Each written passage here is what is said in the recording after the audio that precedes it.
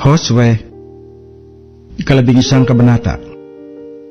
At nangyari nang mabalita ni Jabin na hari sa Hazor, na siya nagsugo kay Jobab na hari sa Madon, at sa hari sa Simron, at sa hari sa Akshap, at sa mga hari na nanga sa hilagaan, sa lupaing maburol, at sa Araba sa timugan ng Sinerot, at sa mababang lupain, at sa mga kaitasan ng Dor sa kanluran, sa Kananeo sa silangan, at sa kalunuran, at sa Omoreo, at sa Hoteo, at sa Heperaseo, at sa Jebuseo sa lupaing maburol, at sa Hebeo sa baba ng Hermon, sa lupain ng Mispa. At sila'y lumabas, sila at ang kanilang mga hukbo na kasama nila, maraming tao na gaya nga ng mga buhangin na nasa baybay ng dagat sa karamihan, na may mga kabayo at mga karo na totoong marami. At ang lahat ng mga haring ito ay nagpipisan, at sila'y naparoon at humantong na magkakasama sa tubig ng Meron upang makipaglaban sa Israel. At sinabi ng Panginoon kay Josue, huwag kang matakot ng dahil sa kanila, sapagkat bukas sa ganitong oras ay ibibigay ko silang lahat na patay sa harap ng Israel. Inyong pipilayan ang kanilang mga kabayo at sisilaban ng apoy ang kanilang mga karo.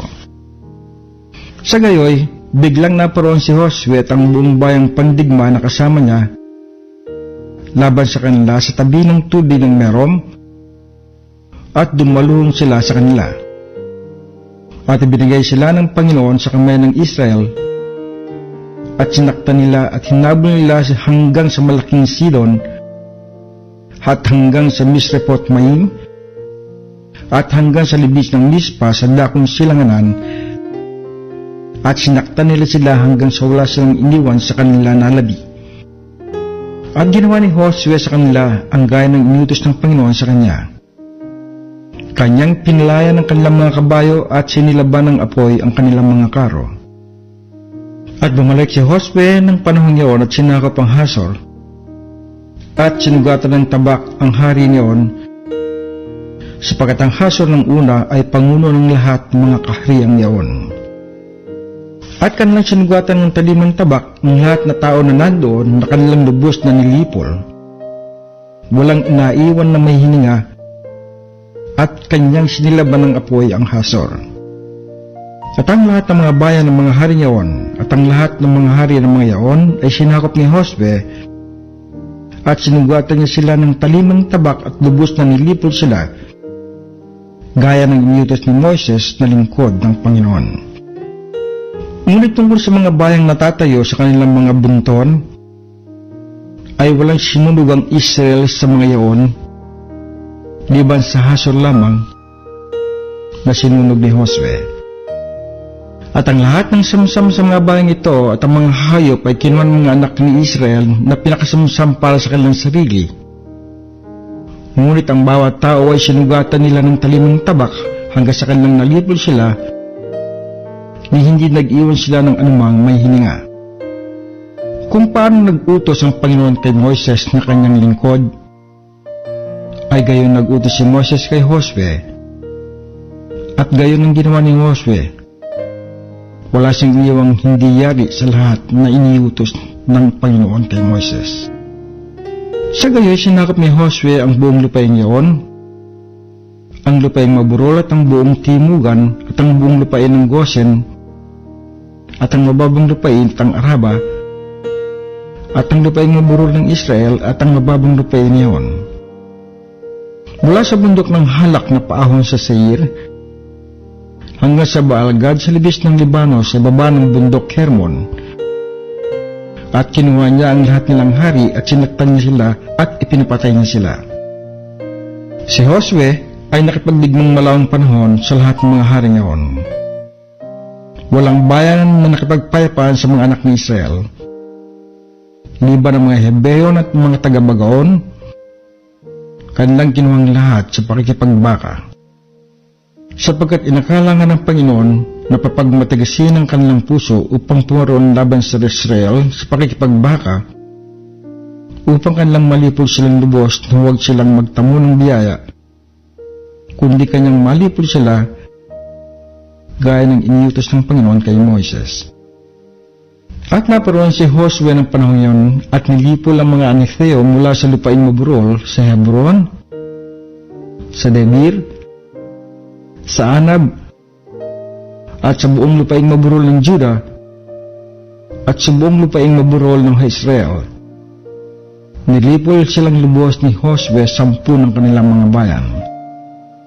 Walang naiwan sa mga Anaseo sa lupain ng mga anak ni Israel, sa Gaza, sa Gath, at sa Asdod lamang, nag-iwan siya ng ilan. Ngayon sinakop ni Josue ang buong lupain ayon sa lahat ng sinalita ng Panginoon kay Moses, at ibinigay ni Josue na pinakamana sa Israel ayon sa kanilang pagkakabahagi at ayon sa kanilang mga lipi. At ang lupain ay nagpahinga sa pakikipagdigma.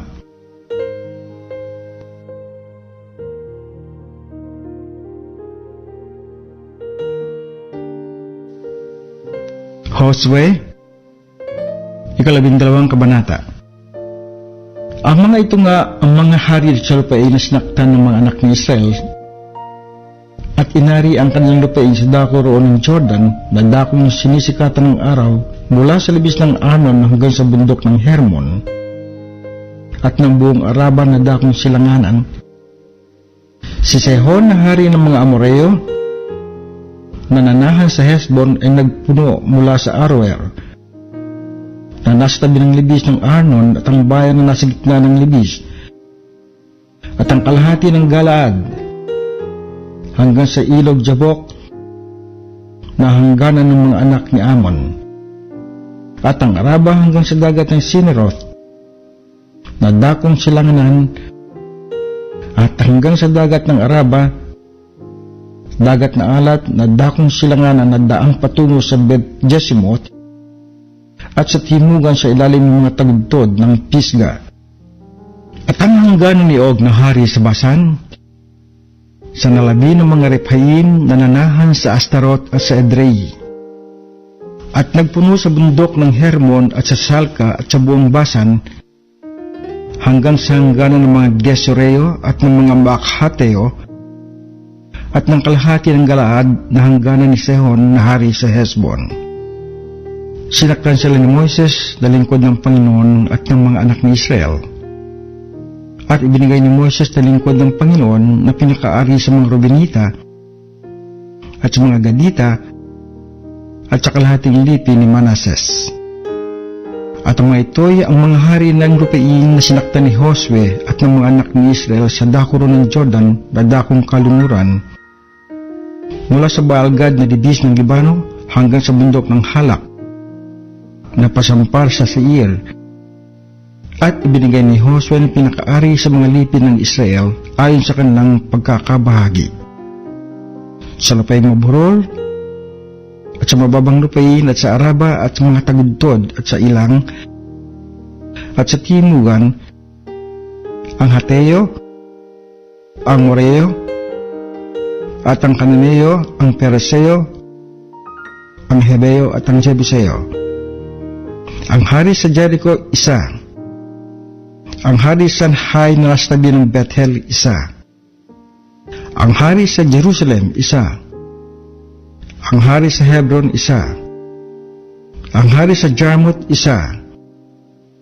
Ang hari sa Lakhis, isa. Ang hari sa Eglon, isa. Ang hari sa Geser, isa. Ang hari sa Debir, isa. Ang hari sa Geder, isa.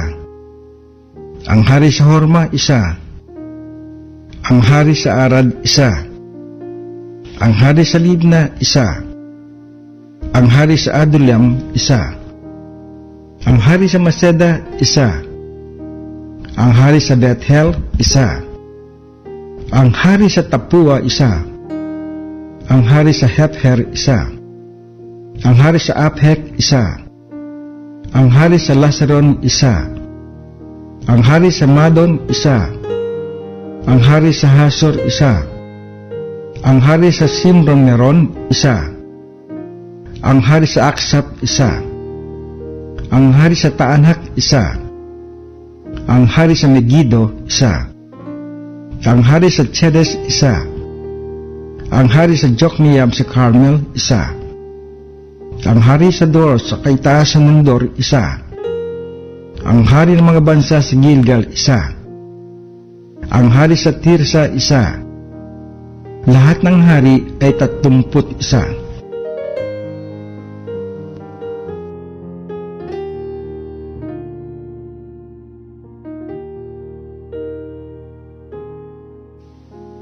Josue, 13 kabanata. Si Josue ay matanda at puspos ng mga taon at sinabi ng Panginoon sa kanya, ikaw ay matanda at puspos ng mga taon at may nalalabi pang totoong maraming lupain na aariin. Ito ang lupain na nalalabi pa. Ang lahat na lupain ng mga Filisteo at ang lahat na Gesureo. Mula sa Sihor na nasa tapat ng Ehipto hanggang sa hangganan ng Akaron na dakong hilagaan na nabilang sa mga Kananeo, ang 5 pangulo ng mga Filisteo, ang mga Gazeo, ang mga Asdaleo, ang mga Ascolaneo, ang mga Getheo, ang mga Akaroneo, gayon din ang mga Heveo. Sa dakong timugan, ang lahat na lupain ng mga Kananeo at ang Mehara, na naukol sa mga Sidonyo hanggang sa Aphek, na hanggaran ng mga Amoreo, at ang lupain ng mga Gebalita at ang buong Libano, sa dakong sinisikatan ng araw, mula sa Baal-Gad, sa baba ng bundok Hermon hanggang sa pasukan sa Hamat. Ang lahat ng tagalupaing maburol mula sa Libano hanggang sa Misrepot-Maim, sa makatigbagay lahat ng mga Sidonyo, sila'y aking tataboy mula sa harap ng mga anak ni Israel.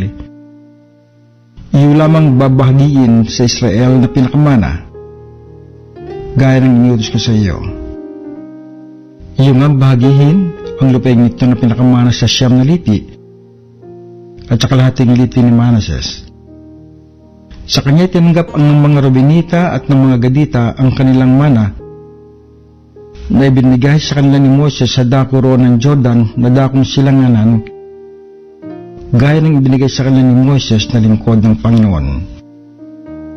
Mula sa Aroer na nasa tabi ng libis ng Arnon at ang bayan na nasa gitna ng libis at ng buong kapatagan ng Medeba hanggang sa Dibon, at ang lahat ng bayan ni Sihon na hari ng mga Amoreo na naghahari sa Hesbon hanggang sa hanggan ng mga anak ni Amon, at ang Galaad at ang hanggan ng mga Gesureo at ng mga Maaketeo, at ang buong bundok ng Hermon at ang buong Basan hanggang sa Salka, ang buong kaharian ni Og sa Basan na naghari sa Astaroth at sa Edrei, isang iyong labi sa mga Rephaim, sapagkat sinakta ng mga ito ni Moses at mga itinaboy. Gayun may hindi itinaboy ng mga anak ni Israel ang mga Gesureo ni ang mga Makateo, kundi ang Gesureo at ang Makateo ay tumahan sa gitna ng Israel hanggang sa araw na ito. Ang lipi lamang ni Levi ang hindi niya binigyan ng mana. Ang mga handog sa Panginoon, sa Diyos ng Israel na pinarahan sa apoy ay siyang kanyang mana, gaya ng sinalita niya sa kanya. At nagbigay si Moses sa lipi ng mga anak ni Ruben nang ayon sa kanilang mga angkan. At ang kanilang hangganan ay mula sa Aroer na nasa tabi ng libis ng Arnon at ang bayang nasa gitna ng libis, at ang buong kapatagan sa tabi ng Medeba. Ang Hesbon at ang lahat ng mga bayang niyon na nasa kapatagan, ang Dibon at ang Bamot-Baal, at ang Bet-Baal-Meon, at ang Jas, at ang Sedemot, at ang Lepat, at ang Chiriataim, at ang Sibma, at ang Seret-Shiasar sa bundok ng Libis, at ang Bet-Peor, at ang mga tugtod ng Pisga at ng Jesimot. At ang lahat ng mga bayan sa kapatagan at ang buong kaharian ni Sehon sa hari ng mga Amoreo na naghari sa Hesbon, na siyang sinakta ni Moses na gayon din ang mga pinuno sa Madian, sa Hevi, si Resem at si Sur at si Har at si Reba ng mga prinsipe ni Sehon na tumahan sa lupain. Si Balaam man na anak ni Beor na manghula ay pinatay ng mga anak ni Israel ang tabak sa gitna ng nalabi sa kanilang nangapatay. At ang hangganan ng mga anak ni Ruben ay ang Jordan at ang hangganan niyaon. Ito ang mana ng mga anak ni Ruben ayon sa kanilang mga angkan, ang mga bayan at ang mga nayon niyaon. At si Moses ay nagbigay sa lipi ni Gad sa mga anak ni Gad ng ayon sa kanilang mga angkan. At ang kanilang hangganan ay ang Jaser at ang lahat ng bayan ng Galaad at ang kalahati ng lupain ng mga anak ni Amon hanggang sa Aroer na sa tapat ng Raba. At mula sa Hesbon hanggang sa Ramat Mispe at sa Bethlehem, at mula sa Mahanaim hanggang sa hangganan ng Debir. At sa Libis, ang Bet-Haram at ang Bet-Nimra at ang Sukot at ang Saphon na labis ng kaharian ni Sehon na hari sa Hesbon, ang Jordan at ang hangganan niyon hanggang sa kaduruduruhang bahagi ng dagat ng Sineret sa dakuro ng Jordan na dakong silanganan. Ito ang mana ng mga anak ni Gad ayon sa kanilang mga angkan, ang mga bayan at ang mga nayon niyon. At si Moses ay nagbigay ng mana sa kalahating lipi ni Manases, at siya ay sa kalahating lipi ng mga anak ni Manases ayon sa kanilang mga angkan. At ang kanilang hangganan ay mula sa Mahanaim, ang buong Basan, ang buong kaharian ni Og na hari sa Basan, at ang lahat ng mga bayan ng Hair na nasa Basan, 60 bayan. At ang kalahati ng Galaad, at ang Astarot at ang Edrei, ang mga bayan ng kaharian ni Og sa Basan, ay sa mga anak ni Makhir na anak ni Manases, sa mga katibagay sa kalahati ng mga anak ni Makhir, ayon sa kanilang mga angkan. Ito ang mga mana na binahagi ni Moses sa mga kapatagan ng Moab, sa dakuro ng Jordan sa Jericho na dakong silanganan. Ngunit sa lipi ni Levi ay walang binigay si Moses na mana. Ang Panginoon, ang Diyos ng Israel ay siyang kanilang mana, gaya ng kanyang sinalita sa kanila.